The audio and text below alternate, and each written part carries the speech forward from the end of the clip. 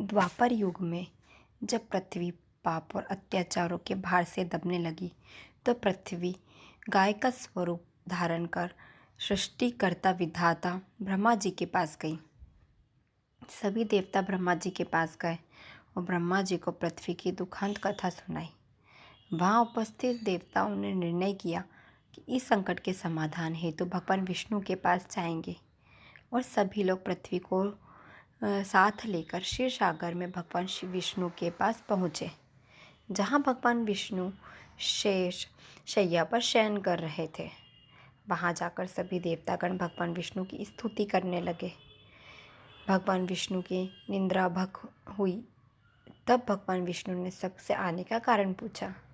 तब दीनवाणी से पृथ्वी बोली, महाराज, संपूर्ण भूमंडल पाप और अत्याचारों से घिर गया है और पृथ्वी इन पापों और अत्याचारों के भार से दबने लगी है।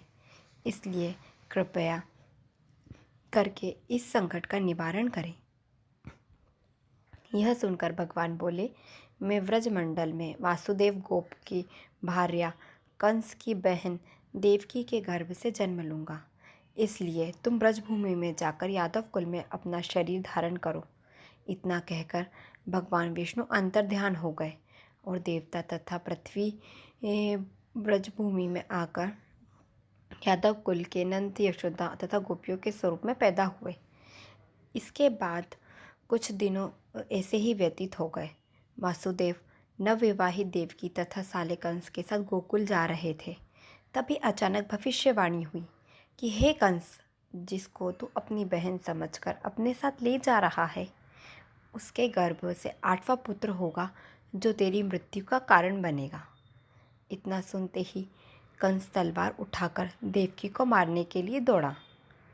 तब वसुदेव ने कहा, हे कंस, यह औरत बेकसूर है और बेकसूर स्त्री को मारना उचित नहीं है।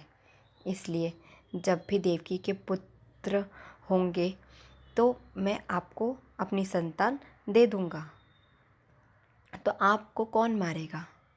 कंस ने उनकी बात मान ली और देवकी तथा वसुदेव को ले जाकर जेल में बंद कर दिया। जब भी देवकी के पुत्र होता तो कंस उन्हें मार देता।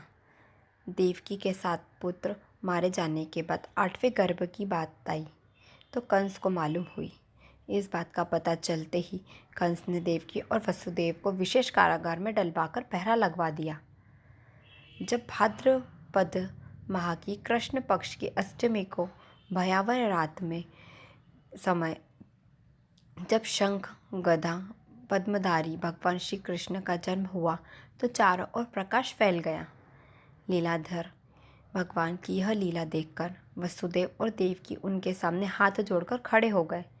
भगवान श्री कृष्ण ने जब उनका बाल स्वरूप लिया तब देवकी और वसुदेव के हाथों की हथकड़ियाँ टूटकर खुल गई। दरवाजे अपने आप खुल गए और पहरेदार सोते हुए नजर आए। तब वसुदेव श्री कृष्ण को अपने साथ लेकर वहाँ से निकल गए।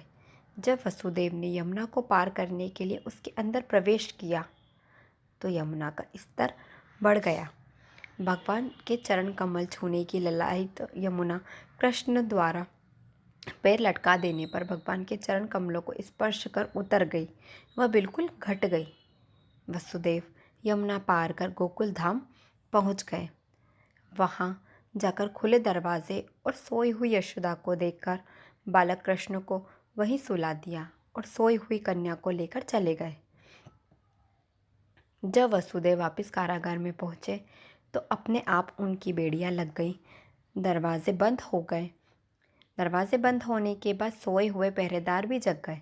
हथकड़ियाँ लगने के बाद कन्या रोने लगी। तब जागे हुए पहरेदारों ने कन्या का रुदन सुनकर तुरंत कृष्ण के पास खबर भेज दी कि देवकी का 8वां पुत्र जन्म ले चुका है। यह सुनकर कंस तुरंत दौड़ता हुआ आया। जब कंस ने कन्या को हाथ में लेकर पत्थर पर पटकना चाहा तो कन्या हाथ से छूटकर आकाश में उड़ गई और साक्षात देवी के रूप में प्रकट होकर बोली, हे कंस, तुम्हें मारने वाला तो गोकुल में पहले ही पैदा हो चुका है।